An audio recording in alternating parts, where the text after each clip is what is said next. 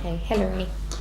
Well, I think it's very important that we do maintain the United Nations as a body with universal membership, because it seems to me it is possible to combine universal membership and the benefits of continuing discussion, and which Brian was just talking about, with setting universal standards and finding the means to then take action against countries that breach those standards. I mean, that's, it seems to me, how you combine the two things that we want.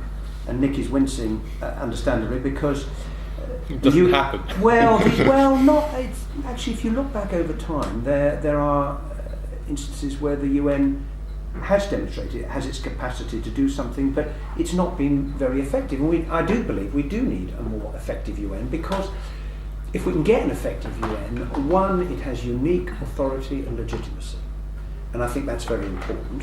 And we should try and nurture that. And secondly, because if you have an effective multilateral way of dealing with these things, you have a much, much stronger argument to make against those who want to deal with everything on a unilateral basis. Now, in the absence of an effective multilateral response, well, there is no option. That's why Britain went into Sierra Leone to deal with the RUF and the West Side Boys. That's why there was unilateral action by a number of countries coming together in Kosovo, because in the end the UN system was incapable of agreeing to act in those circumstances. But I really do think we shouldn't give up trying to make the instrument we created out of the ashes of the Second World War do the business in protecting people against the things that we've talked about today. And coming in on that point, I mean, as you say, the United Nations, as a result of the Holocaust and Second World War, came into existence, yet the United Nations was the organisation that failed in Rwanda. So, I think in terms of credibility, it poses a number of questions too. Brendan, I know you want to come in, but I want to ask one final question, if I can find it on the various sheets of paper in front of me.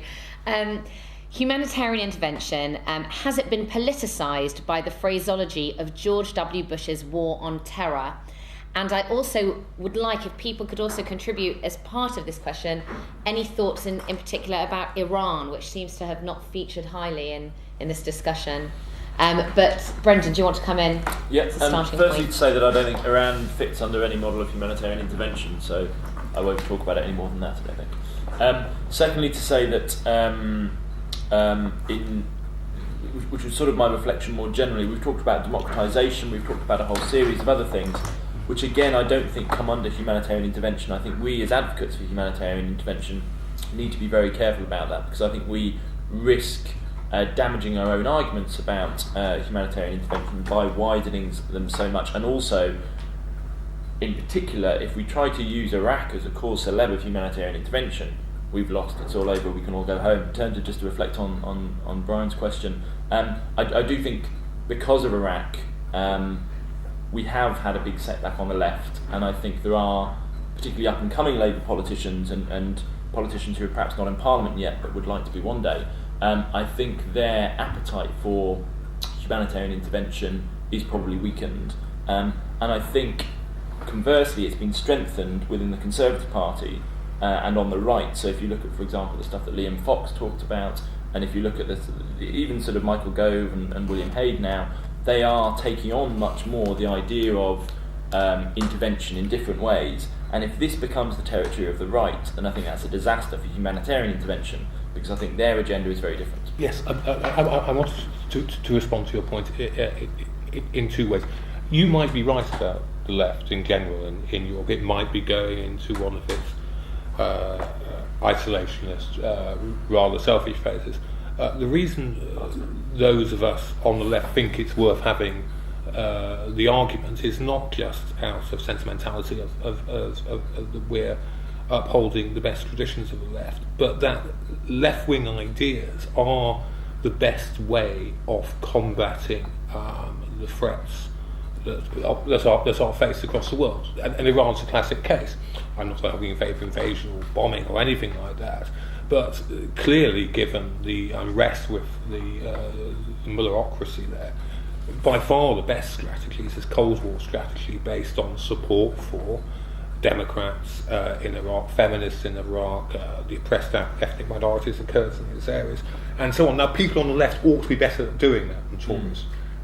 We ought to find that easier, as as the noblest virtue of the left used to be its internationalism, its solidarity, its fraternity. So that's why lots of people in this room are having the battle of our lives over all of this, and quite enjoying it as well.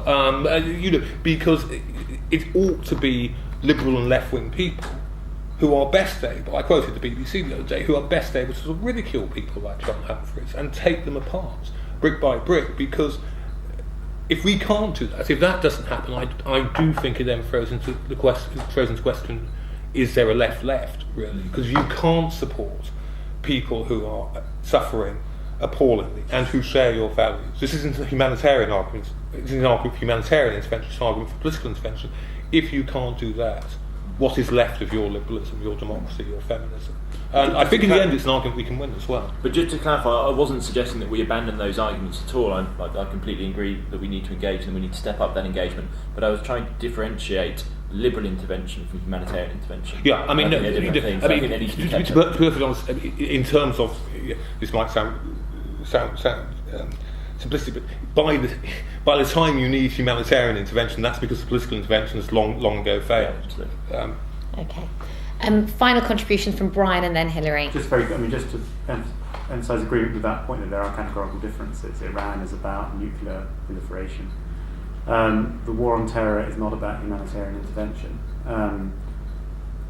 Democratisation, though, I think is the one that pans across the two, because of the nature of regimes in which humanitarian disasters take place are often failing states, and there does go across. But I think it's vitally important that we reclaim as separate the notion of humanitarian intervention from the regime change agenda. I might, with a different hat on, argue very strongly in favour for regime change and democratisation, but not when I'm arguing for humanitarian intervention. And if we keep the two lumped together, I think we do a huge disservice to people who are arguing for humanitarian interventions. But part of the problem post-Iraq is that they've been lumped into the same category. The fact that these questions come up, that Iran comes up when we're having a conversation about humanitarian intervention, shows the extent to which we've confused our categories. So part of this campaign, part of what we should be doing politically, is to say these are different things.